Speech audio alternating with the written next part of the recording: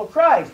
And everywhere he went, people were getting saved. I mean, this man would walk into a town and he'd start spreading this message of hope and love and salvation, and people were getting saved. But the problem is just like today, this message of hope, we're quick to receive it, but then when we get in our workplace and we get around our friends, sin is just prevalent. It's prevalent. But everywhere this man went, he was getting people saved, and he was starting up churches, and these churches were accepting Christ into their heart. But then, as he carried on, come on in, brother.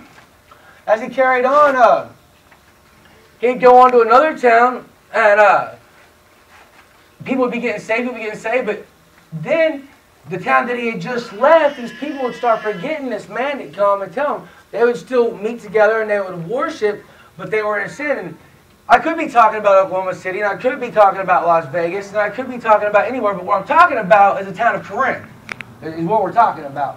But what I'm getting at is that nothing has changed. Nothing has changed.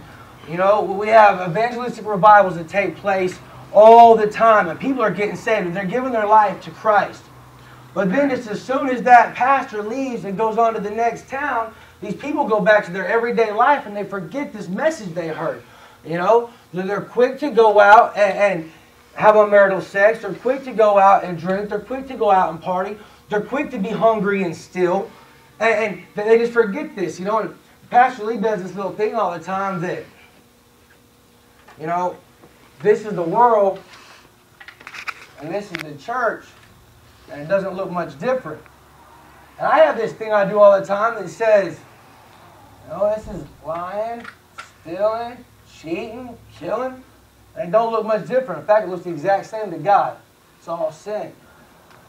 What you'll find is, the church in Corinth, the problem is back in those days, like, all these Greek towns had acropolises. And all these acropolises, they had temples where they worshipped the mythological gods.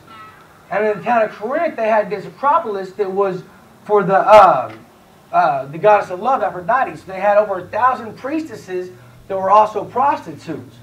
And so these women would come down to the town of Corinth in the evening time, and they would sell themselves. And these men would fall into this lustful trap. And this was going on not just outside of the church, but inside of the church. People that were calling themselves Christians that were partaking in the church were partaking in sin. So